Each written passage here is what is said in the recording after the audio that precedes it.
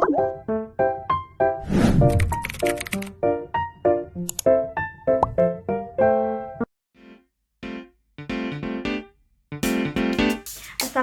warahmatullahi wabarakatuh.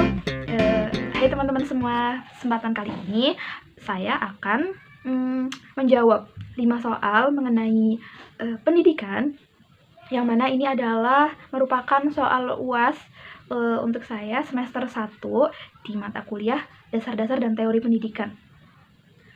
Oke, tidak perlu berlama-lama lagi, kita akan langsung ke nomor yang pertama. Oke, di sini saya akan membagi pengertian pendidikan. Yang pertama, pendidikan menurut secara etimologi.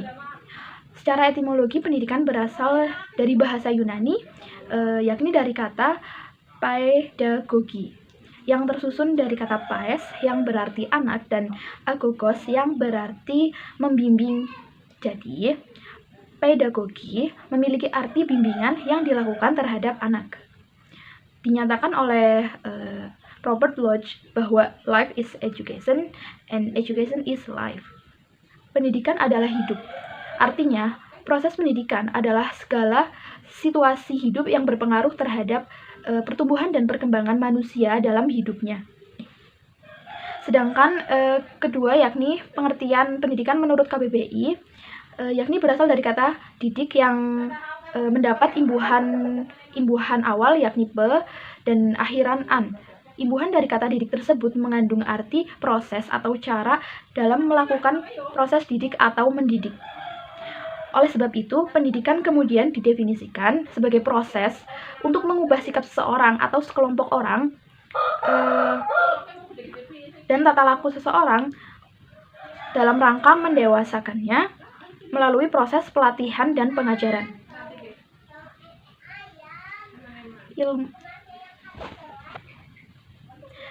Sedangkan ilmu pendidikan adalah suatu kumpulan pengetahuan atau konsep yang tersusun secara sistematis dan mempunyai metode-metode tertentu yang bersifat ilmiah, yang menyelidiki, merenungkan tentang gejala-gejala perbuatan mendidik atau suatu proses bantuan yang diberikan oleh orang dewasa kepada anak yang belum dewasa untuk mencapai kedewasaannya dalam rangka mempersiapkan dirinya untuk kehidupan yang bermakna.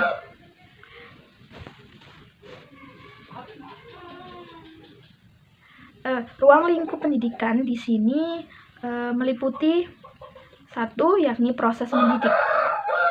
Proses mendidik ialah berkaitan dengan unsur tindakan atau perbuatan yang dilakukan oleh orang yang mendidik terhadap orang yang dididik. Di dalamnya berisi proses menuntun, membimbing, memberikan bantuan dengan fokus pada pencapaian tujuan pendidikan. Kedua, penerimaan layanan pendidikan adalah anak yang dituntun untuk menuju kedewasaan yang penuh kemaslahatan. Kemudian ruang lingkup kajian yang ketiga yakni sumber daya pendidikan, yakni yang mendukung terselenggaranya proses pendidikan. Sumber daya pendidikan ada dua.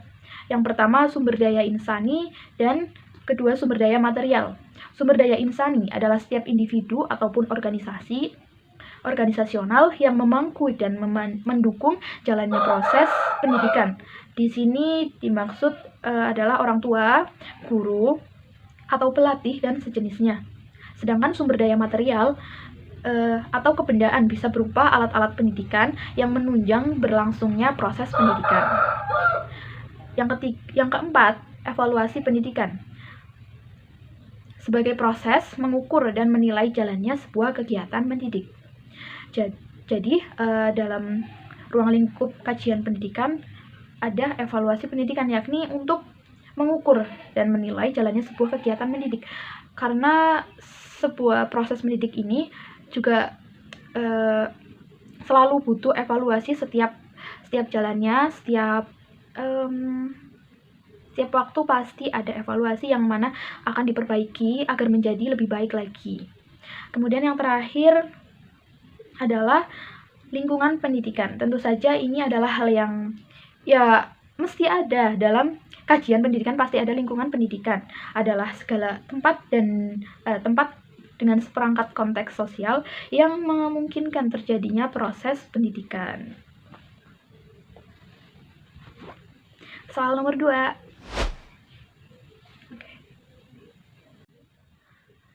Karakteristik teori pendidikan aliran baru. Yang pertama adalah pengajaran alam sekitar. Yang pertama, karakteristiknya ya. Yang pertama, dengan pengajaran alam sekitar ini, guru dapat memperagakan secara langsung. Yang kedua, pengajaran alam sekitar memberikan kesempatan sebanyak-banyaknya agar anak itu menjadi aktif. Yang ketiga, pengajaran alam sekitar memungkinkan untuk memberikan pengajaran secara totalitas. Suatu bentuk pengajaran dengan ciri-ciri dalam garis besarnya sebagai berikut. Pertama, suatu pengajaran yang tidak mengenal pembagian mata pelajaran dalam daftar pengajaran, tetapi guru memahami tujuan pengajaran dan mengarahkan usahanya mencapai tujuan pembelajaran tersebut. Selanjutnya, suatu pengajaran menarik minat, karena segala sesuatu dipusatkan atas suatu bahan pengajaran yang menarik perhatian anak dan diambil dari alam sekitarnya. Kemudian, suatu pengajaran yang memungkinkan bahan pengajaran itu berhubungan satu sama lain seerat-eratnya secara teratur. Karakteristik yang keempat, pengajaran alam sekitar memberi kepada anak bahan apersepsi intelektual yang kokoh dan tidak verbalitas. Yang dimaksud dengan apersepsi intelektual ialah segala sesuatu yang baru dan masuk di dalam intelek anak harus dapat luluh menjadi satu dengan kekayaan pengetahuan yang sudah dimiliki anak. Harus terjadi proses asimilasi antara pengetahuan dengan yang baru. Kemudian yang terakhir, pengajaran alam sekitar memberikan apersepsi emosional karena alam sekitar mempunyai ikatan emosional dengan anak. Teori pendidikan aliran baru yang kedua yakni pengajaran pusat perhatian. Pengajaran pusat perhatian dirintis oleh Ovid de Minat de Crowley pada tahun 1871 sampai 1932 dari Belgia. Dengan pengajaran pusat minat atau centres d'interest, pendidikan de Crowley berdasarkan pada semboyan École pour la vie, par la vie, sekolah untuk hidup dan oleh hidup. Anak harus dididik untuk dapat hidup dalam masyarakat dan dipersiapkan dalam masyarakat. Anak harus diarahkan kepada pembentukan individu dan anggota masyarakat. Oleh karena itu, anak harus mempunyai pengetahuan terhadap diri sendiri tentang hasrat dan cita-cita, dan pengetahuan tentang dunia atau lingkungan tempat hidup di hari kedepannya. Aliran baru yang ketiga adalah sekolah kerja. Konsep sekolah kerja atau yang saat ini dikenal dengan sekolah vokasi merupakan konsep yang sudah mulai teoritisasikan semenjak dahulu. Teoritisasi konsep ini diawali dari seorang pendidik hebat abad ke-17 dari Republik Ceko bernama Jan Amos Comenius. Sekolah kerja ini bertolak dari pandangan bahwa pendidikan itu tidak hanya demi kepentingan individu, tetapi berkewajiban menyiapkan warga negara yang baik. Warga negara yang baik yakni setiap orang adalah pekerja dalam salah satu lapangan jabatan. Kedua, tiap orang wajib menyumbangkan tenaganya untuk kepentingan negara. Yang ketiga, dalam menunaikan kedua tugas tersebut haruslah selalu diusahakan kesempurnaannya, agar dengan jalan itu tiap warga negara ikut membantu mempertinggi dan menyempurnakan kesusilaan dan keselamatan negara. Kemudian yang terakhir adalah pengajaran proyek. Tirta Harja dan Sulo 2005 menjelaskan bahwa dasar filosofis dan pedagogis dari pengajaran proyek diletakkan oleh John Dewey. Namun pelaksanaannya dilakukan oleh pengikutnya, yaitu W.H. Kalipratik. Dalam pengajaran proyek, anak bebas menentukan pilihannya atau terhadap pekerjaan, merancang, serta memimpinnya. Proyek yang ditentukan oleh anak mendorongnya mencari jalan pemecahan bila ia menemukan kesukaran. Anak dengan sendirinya giat dan aktif karena sesuai dengan apa yang diinginkannya. Proyek itulah yang menyebabkan mata pelajaran itu tidak terpisah-pisah antara yang satu dengan yang lainnya. Soal yang ketiga, sistem pendidikan corak khas Indonesia, yang mana terbagi menjadi 3 macam. Pendidikan corak khas Indonesia yang pertama yakni sistem pendidikan pesantren. Menurut Anies Mashkur dalam modernisasi pesantren bahwa ada 5 unsur yang menjadi ciri pokok pondok pesantren. Kelima unsur ini menjadi syarat utama untuk mendefinisikan sebuah pesantren. Yang pertama adalah kiai sebagai pimpinan pondok pesantren, kedua santri yang bermukim di asrama dan belajar kepada kiai, yang ketiga asrama sebagai tempat tinggal para santri, yang keempat pengajian sebagai bentuk pengajaran kiai terhadap santri, serta yang kelima masjid sebagai pusat pendidikan dan kegiatan pondok pesantren. Namun demikian, ada pula yang tidak seragam dalam menyebutkan kelima hal tersebut. Kemudian sistem pendidikan khas Indonesia yang kedua, yakni taman siswa.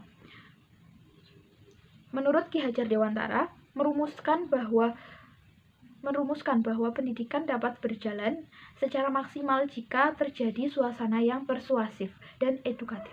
Suasana yang persuasif dan edukatif ini disebut dengan suasana pendidikan Among.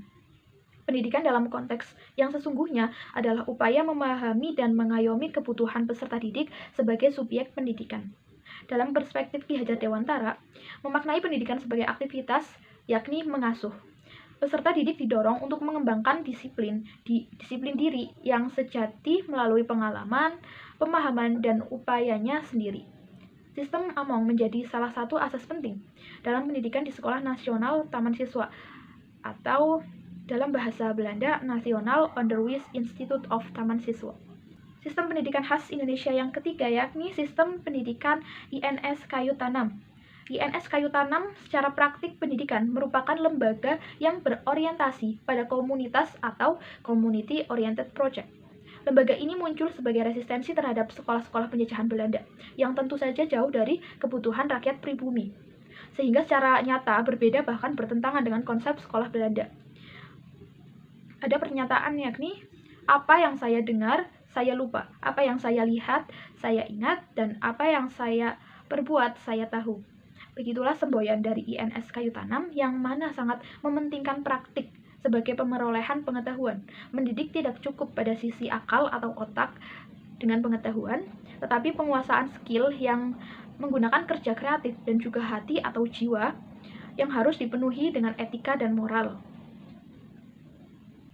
Soal yang nomor 4, lingkungan pendidikan secara mudah dibagi menjadi 3, yakni keluarga, masyarakat, dan juga sekolah, atau yang kita kenal sebagai tripusat pendidikan. Pada lingkungan keluarga, ini adalah tugas awal pendidikan diajarkan dan dijalankan. Namun tidak semua tugas pendidikan mampu diakomodasi oleh keluarga. Oleh sebab itu, keluarga membutuhkan sekolah yang memberikan pengajaran dan pendidikan yang sulit dilakukan di rumah oleh keluarga.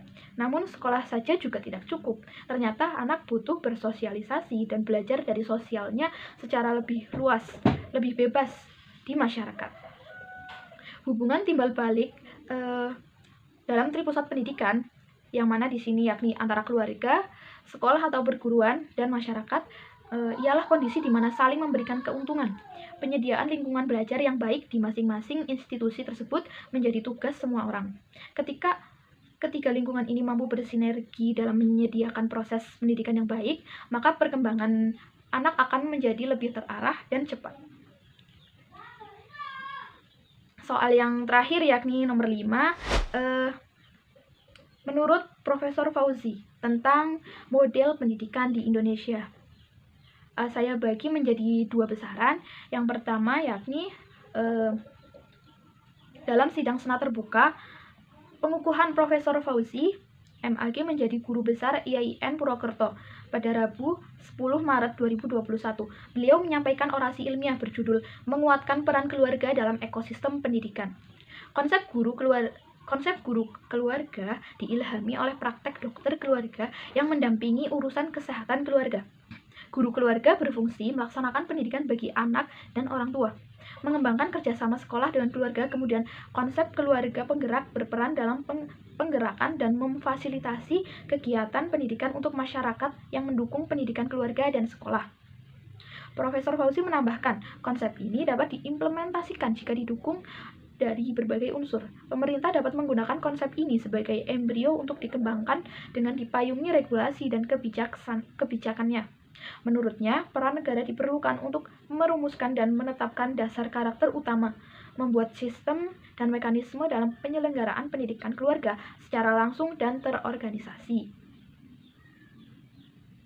Negara perlu menyusun kebijakan pada sekolah untuk membangun kemitraan dengan keluarga penggerak, menjadikan aktivitas anak di masyarakat dan keluarga penggerak sebagai instrumen pendidikan di sekolah. Pungkasnya.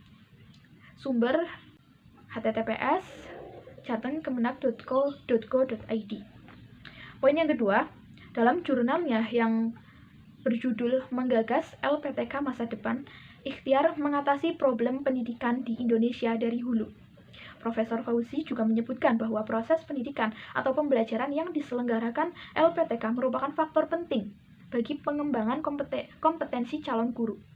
Proses pendidikan cenderung masih sangat didominasi oleh teori, sehingga minim praktik, lapangan, apalagi magang. Di samping itu, penguatan 4 kompetensi guru belum dilakukan secara terpadu. Cenderung dominan kompetensi pedagogik dan profesional, masih relatif lemah pada kompetensi kepribadian dan sosial. Guru seringkali menjadi pihak yang dituduh dan didakwa sebagai sumber masalah rendahnya kualitas pendidikan di Indonesia. Hal tersebut tentu saja tidaklah salah karena guru menjadi salah satu penentu keberhasilan pendidikan di sekolah. Bahkan dipastikan sehebat apapun kurikulum dirancang dan selengkap serta secanggih apapun fasilitas yang dimiliki, kunci keberhasilan tetap ditentukan oleh guru atau pengajarnya. Tentu saja tidaklah sembarang guru atau asal guru, akan tetapi guru yang memiliki kompetensi dan kualitas yang memadai baik hard skill maupun soft skill. Oke, demikian jawaban saya terhadap 5 soal tersebut mengenai pendidikan. Sekian, wassalamualaikum warahmatullahi wabarakatuh.